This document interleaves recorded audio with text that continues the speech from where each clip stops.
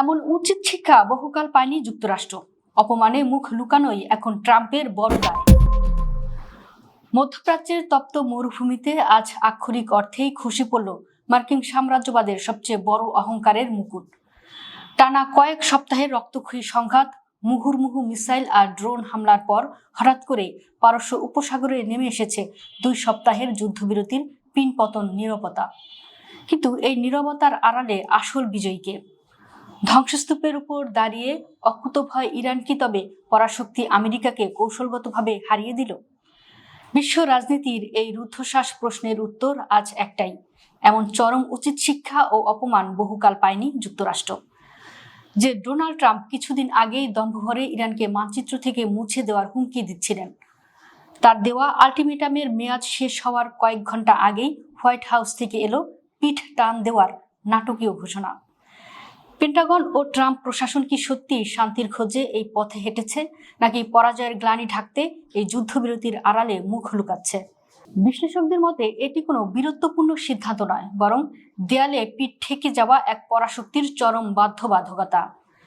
তেলের বাজারে আগুন, হরমুজ প্রণালী বন্ধ হওয়ার উপক্রম এবং মার্কিন জনমনে বিদ্রোহের চাপ, সব মিলিয়ে ট্রাম্পের ম্যাক্সিমাম প্রেসার নীতি আজ বুমেরাং হয়ে খোদ আমেরিকার বুকেই আঘাত হেনেছে। গত কয়েক সপ্তাহে আমেরিকা ও ইসরায়েলের বর্বরচিত বিমান হামলায় ইরানের অবকাঠামো ব্যাপক ক্ষতিগ্রস্ত হয়েছে, প্রাণ হারিয়েছেন বহু সেনা সদস্য। পশ্চিমা বিশ্ব ভেবেছিল এই ধ্বংসযজ্ঞের পর ইরানের অভ্যন্তরীণ রাজনীতিতে ভাঙন ধরবে এবং জনগণ রাস্তায় নামবে। কিন্তু বাস্তবে ঘটল ঠিক তার উল্টো। বাইরের শত্রুর এই আঘাত ইরানি জনগণকে আরো বেশি ঐক্যবদ্ধ করেছে, তাদের ভেতরে জ্বেলে দিয়েছে জাতীয়তাবাদের আগুন। এত বিশাল ক্ষয়ক্ষতির পরও তেহরানের মেরুদণ্ড ভাঙতে পারেনি পশ্চিমা শক্তি। ইরান প্রমাণ করে দিল তারা ভাঙবে কিন্তু মচকাবে না। আজ বিশ্ববাসীর চোখে ইরান কোনো পরাজিত রাষ্ট্র নয়, বরং এক অজেয় শক্তির জ্বলন্ত প্রতীক। এই যুদ্ধে আমেরিকা তাদের ইউরোপীয় মিত্রদেরও পুরোপুরি পাশে পায়নি। ব্রিটিশ বা ফরাসি নেতারা মুখে সমর্থন দিলেও বাস্তবে এই মরণ ফাঁদে জড়াতে তারা চরম অনিচ্ছা দেখিয়েছে। ময়দানে একা হয়ে পড়ায় বাধ্য হয়ে ট্রাম্পকে মধ্যস্থতার পথ খুঁজতে হয়েছে।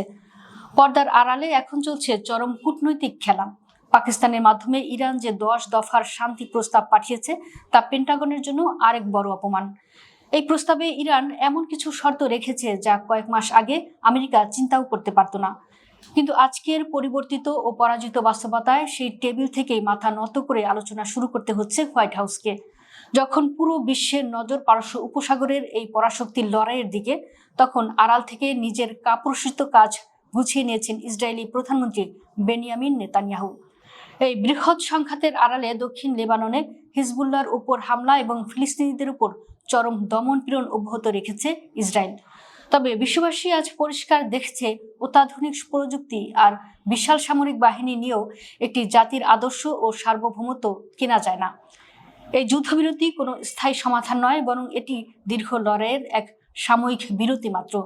যে আমেরিকা দুনিয়াকে ভয় দেখাতেও আজ তাদের নিজেদেরই মুখ লুকানো বড় দায় হয়ে পড়েছে।